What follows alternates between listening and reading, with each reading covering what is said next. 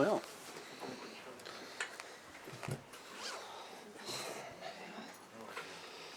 What is that, a beanbag or? I think it's a beanbag, Force, yep. Okay, so we've got head coach Ian Foster and captain Sam Kane. I'll give Ian the mic first of all. Hello. First question, please. Yep. That's not me, is it? We might be different, Should be able to hear each other in this room, eh? I think we're, no, it isn't working. That's not working. Yeah, all right. First question, my friend. Yeah, hi, Frankie Degas, RNS. Argentina, through Rugby Championship, we've played against them many times, so you both know them very well. There were 2 losses in the last 3 years. Others that set you up for this game, what have you seen from Argentina? What do you expect from them on Friday? Oh, I think the past sets us up beautifully for both teams. You know, we've, as you said, we do know each other, but we don't know each other in terms of a Rugby World Cup. So from that sense, it's at this stage of a tournament, it's new territory for us. And as we've already seen, Rugby World Cups are very different. But all that we've learnt is we've learnt to greatly respect Argentina and for them playing for their country. It clearly means a lot. They're perhaps an underrated team worldwide that has got a really rich history of perhaps overachieving at World Cups and done a fantastic job to get here at the same level we are. So it's going to be a heck of a game. Ian, the decision to bring Mark back into the starting lineup, is that a reflection of what you've seen from him or what you hadn't seen from Leicester? Oh no, it's just that's the team we think's best for this week. Mark's he's done his time, and like I said at the time, it's he'd made a mistake. He accepted what was happening, but you don't linger in that space, and he's been a form winger through this tournament for us, and we really got a lot of faith in him and believe he's in a good place to play this game. I really enjoyed Leicester's game, and I thought he did a lot of what we asked him to do last week, and he should be proud of that, and it's a tough selection. But just think it's a chance for us to get Mark back on the park, and I know he's excited. Sorry, we'll come back to you, Ollie. We'll go to Martin Devlin on the right. Question for both of you. There's a bit of a song and dance made in the Irish media post that match about Rico making an air cup gesture towards the fans. Now, I think most normal people would realise that that's just a bit of sporting banter. But I wondered whether or not you have any policy about that, both of you, whether or not you think that the players should be doing this, or whether you tell them whether they should or shouldn't be doing this, or whether you think it is just a bit of natural crowd, give it a bit of that, and if say we can't hear you singing anymore. Look, it's it happens on a rugby park. It happens on most sporting parks when tensions are high. There's a lot at stake, and players from both teams and all teams are occasionally want to say a few words to each other, and that's the nature of the game. And and unfortunately recently it's also included players saying a few things to referees. So is it right for the game? Don't know. It's always been there. You've got to.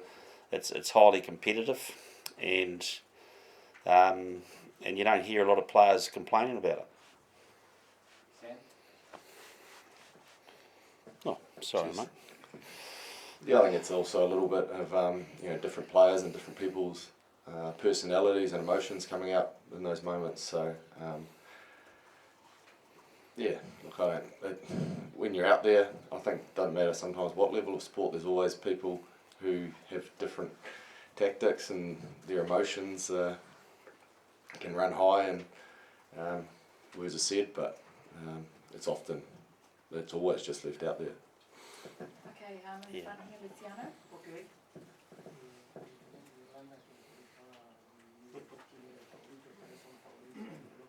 Different to the Irish game when it was uncertain who was the team favorite to win.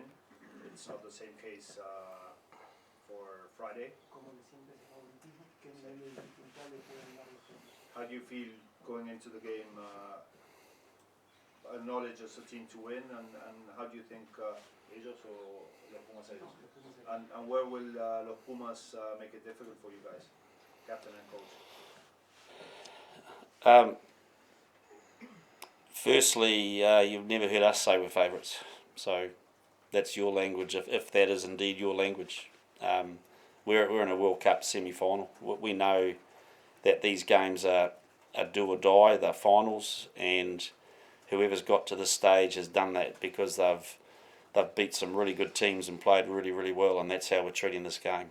And so we know we're going to have to be we're going to have to improve our performance because the stage gets bigger and bigger at this time of the tournament, and you've got to grow your game, and that's our strong focus. And the fact is that we know that, and we said it before the Irish game, and is that it's the best team on the night that wins it, and we know Argentina has done that to us. So look, we're not buying into anything about favouritism or underdogs or whatever it is. It doesn't make any difference to us. We know we have to perform at our best, and that's the only way we're approaching this game.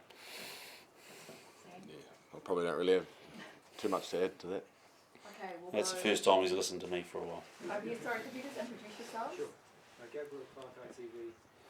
One for Sam, please. Sam, you've been through a lot in the last couple of years. What's the quality you pride yourself on that you need first from now on? I'm not sure I understand the question. Sorry. I'm not sure I understand the question fully. In terms of the quality that maybe you want to see in the team and you represent yourself as a player that you need to see now from the team? Yeah, right. Look, I thought we took a massive step up in the weekend. There was a heck of a lot that went into that game. But we're at a crunch time in the tournament now where what we delivered last week may not be good enough this week. So our drive is to prepare as deep as and as well as we did last week so that we can go out and put in a better performance, and that's personally and as a team. So that's been the focus this week, is to whatever we did last week, let's try and do it a little bit better this week. Okay, we'll go over here. In General Coach Sky, often it's talked about at World Cups, teams playing their final earlier than the final. You guys had to go deep against Ireland. How confident are you that that hasn't happened with you guys? We had to play a final last week, to be fair. And I think what you're seeing now, in you know, with the teams that are in the top 8 teams in this tournament, every game was like that, wasn't it? It was a fantastic weekend for every game. Every team got pushed to the edge, and so it's probably a reflection of where world rugby's at now, that you actually have to go bone deep in everything you do now just to get to where we've got. So it's not a matter of trying to hold anything back. It's a matter of actually just treasuring the moment and treasuring each week. And the beautiful thing about this is that you've just got to go. You've got to give it everything every week, and there's just no tomorrow in it. And that's how we approached last week. It's how we're going to approach this week. Very simple formula, and not worry about, well, can we do what we did last week? Well, that's different. I mean, Argentina are a very, very different team, and you know they play a different way.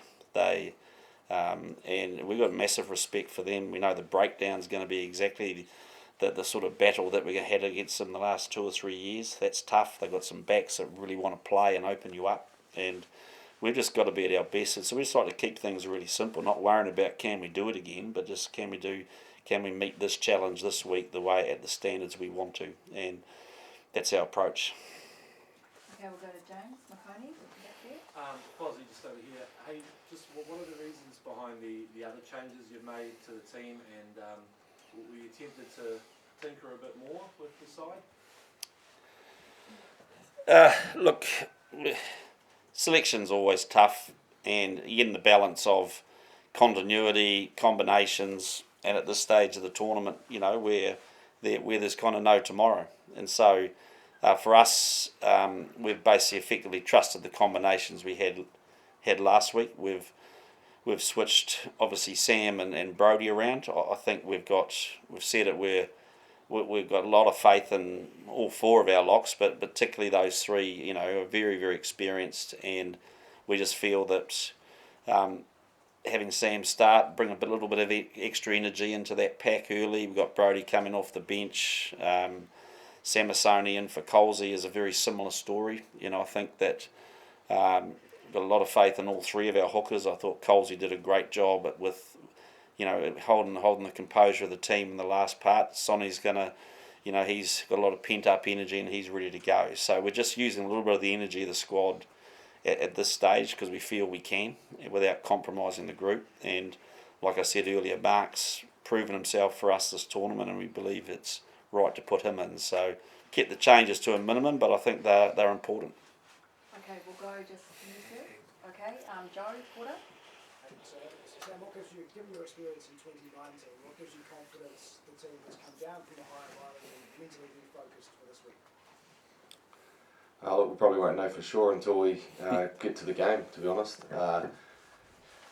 But look, there's plenty of us who have that hurt and some scars from 2019, and I think Colsey spoke to you guys earlier in the week and we had that chat as a group. Like, there's two very different Mondays we can turn up for next week, and one of them is horrible. So, and some of us have experienced that. So we know that the game just being on the weekend is no indication of how we're going to play the following week. Like, it's going to come down to the work we put in and the ability for us to turn up mentally right on edge and be better than before. So, we're obviously extremely driven to do that, and we're excited by the challenge. It's you feel we're in a good spot, but we've got to go again.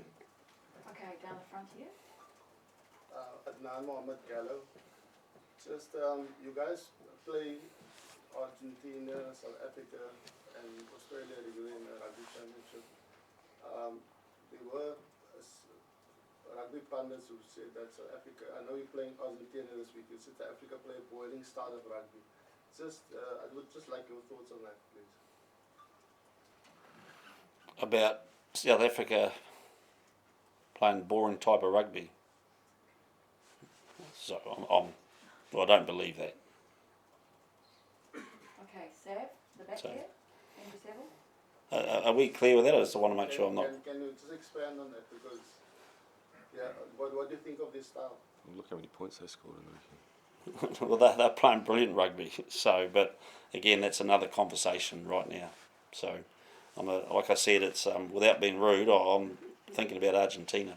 So. Okay, Sav, back there. Ian, what's the most important thing you guys have to do to recover this week after that game last weekend?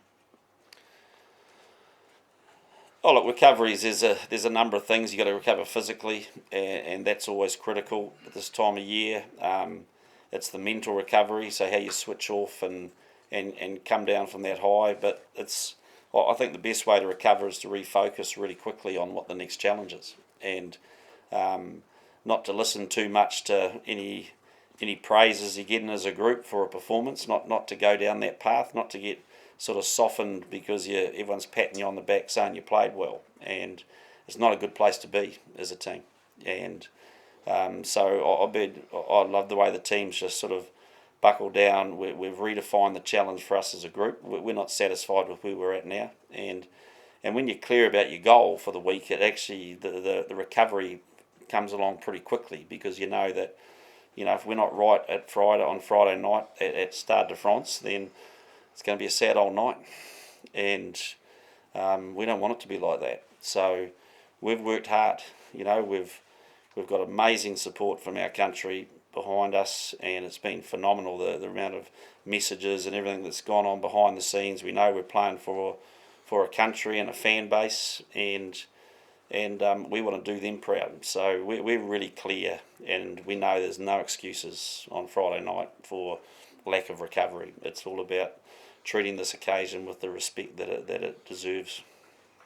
Okay, we'll go to Mark Hinton and then Liam. Ian, you've been part of two World Cup semi-finals, and they've both been really tough affairs. You won one and you've lost one. is there a particular dynamic around the semi-final, and in your experience, what is that? And you know, what makes them such tough games?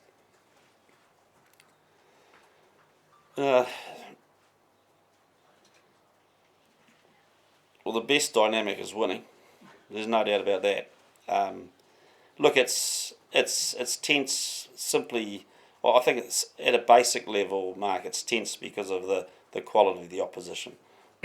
You're at a stage that, regardless of rankings formed before a tournament, the teams that are here are the teams that have run their campaign and run their time to peak at this point, and I think you've seen that.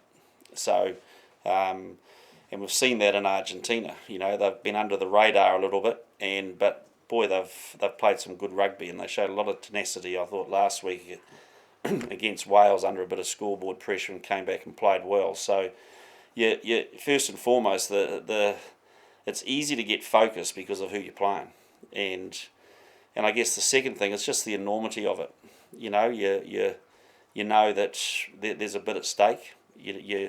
You get people talking to you about tomorrow and trying to take your eyes off today, and it's probably as simple as that. The challenges, and like I said, you know, I've been to one 2015 where you've basically your opposition probably couldn't be bigger in our eyes, and then in 2019 we probably didn't stop being patted on the back enough after the quarterfinal. Hence some of my language today, and we're just trying to redial this back, keep things simple, and let's just worry about Friday. Okay, Liam, and then we've got time for one more. Sam, Ian touched on the breakdown a wee bit. That was obviously a big part of success last week myself, and Artie and Brody and others set the tone there. How do you get, it's obviously where the Pumas will come Artie as well, how do you go about trying to replicate the success you had against Ireland? Yeah, I suppose the breakdown's two sides of the ball, isn't it? It's us when we've got the ball attacking, and obviously the other side when we're defending. You know, we had some guys making some brilliant tackles, getting guys to the ground early, allowing some of us to get on the ball. But I think, like, put it simply, rugby's just a game of often. There's a lot of little parts, but the biggest one is just winning collisions. And when you're on the front foot,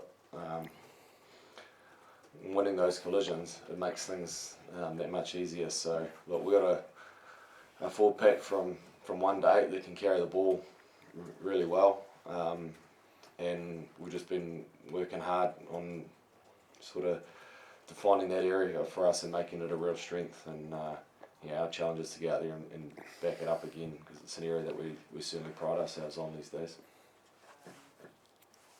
Okay, thanks everyone. Very much. We've got the players standing by, so Thank you. Thank you. Thank you, Brody. Appreciate it. Thank you, Brody. Thank you.